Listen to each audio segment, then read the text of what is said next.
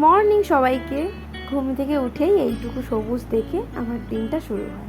তো আজকে সকালবেলা কোনো রান্নাবান্না নেই, আজকে একটু দেরিতেই উঠেছি। আজকে সুজয় অনেক সকালবেলা চলে গেছে, তাই আমার রান্নার কোনো চাপ নেই। তো আমি একটু খাওয়ার আনিয়ে নিয়েছিলাম, কচুরি আর আলুর তরকারি। এটা আমরা মা মেয়ে দুজনেই খেয়ে নিলাম।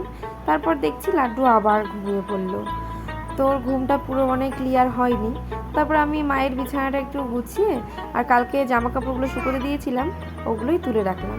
তারপর লাড্ডুর জলের বোতল আর দুধের বোতলটা দুটোই ফুটাতে দিলাম। ফুটিয়ে চালটা কিছুক্ষণ ভিজিয়ে রাখবো, যাতে চালটা একটু ভেজে একটু পরেই ভাতটা বসাবো। তো আমার সব কাজ এমনি ঘরের হয়ে গেছে। তারপর স্নানে যাওয়ার আগে লাড্ডু আর আমি একটু কলা আর আম খেয়ে নেবো। তারপর স্নান থেকে এসে আমার পুজো হয়ে গেল। এবার চলে গেলাম রান্নাঘরে।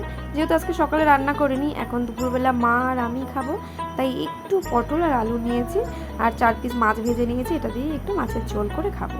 তো দুপুরে খাওয়া দাওয়া হয়ে গেছে। সন্ধ্যাবেলায় গোপালকে এই বিস্কিটটা খেতে দিয়েছিলাম, তো সেই প্রসাদটাই এখন খেয়ে নিলাম। তারপরে আর একটু পরে একটু চিড়ে ভাজা আর ভুজিয়া নিয়ে আমরা মা মেয়ে দুজনে মিলে খেলাম। তারপরে একটু আমার বিছানার চাদরটা পাল্টে দিলাম। তো বিছানার চাদরটা একটু সাদা চাদর, তো তাড়াতাড়ি নোংরা হয়ে যায়, তো 2 দিন পর পরই বিছানা চাদর পাল্টাতে হয়। তো তারপরে এদিকে বিছানা চাদর যেহেতু পাল্টিয়েছি, এবার বালিশের কভারগুলোও পাল্টাবো। এই সাদা বালিশের এই কভারের চাদরটা পাতা আছে মায়ের বিছানায়, আর বালিশের কভারগুলো থাকবে আমার বিছানায়। কি মজা না?